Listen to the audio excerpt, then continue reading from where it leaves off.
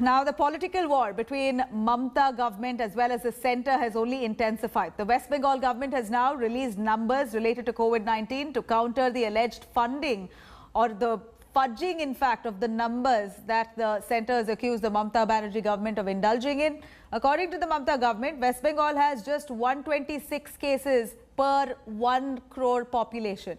And this is on the 7th position. The state stands on the 7th position below Delhi, Maharashtra, Gujarat and a few other states. However, on the other hand, the interministerial central team which visited West Bengal in their report has said that the mortality rate in Bengal is 12.8%, which is the highest in India, and also questioned the crisis management by the state government. And according to the health ministry in the centre, West Bengal has 1,200 cases and 133 fatalities.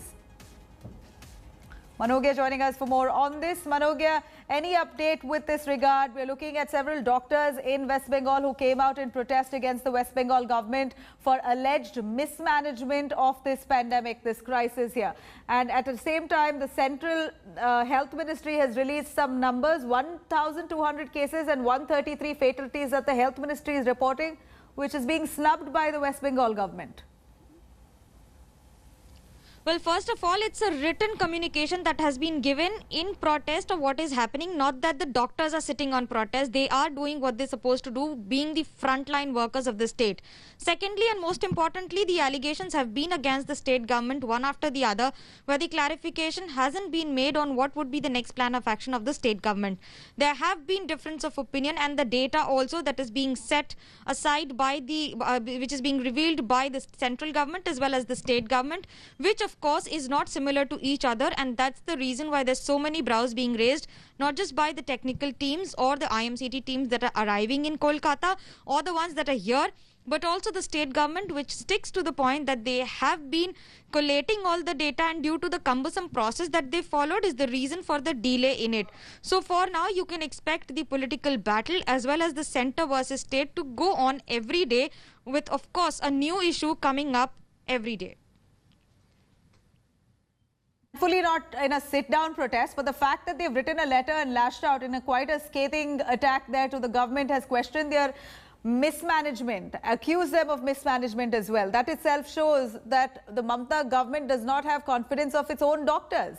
Now we have more information coming in, Manogya. The latest showdown between the centre and the Mamata Banerjee government. The Bengal government is yet to send a compliance report to MHA, the Ministry of Home Affairs, on allowing essentials being transported to Bhutan, Bangladesh and Nepal.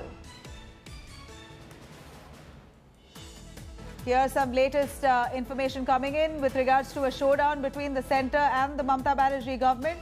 The Bengal government is yet to send a compliance report to the Ministry of Home Affairs on allowing essentials being transported to Bhutan, Bangladesh and Nepal. Remember, this is a decision that the Mamata Banerjee government has possibly made without taking into confidence the centre. The latest showdown now is between the two, the state and the centre, over Bengal government yet to send a compliance report to the Ministry of Home Affairs with regards to allowing essentials to be transported to Bhutan, Bangladesh and Nepal, neighbouring countries there.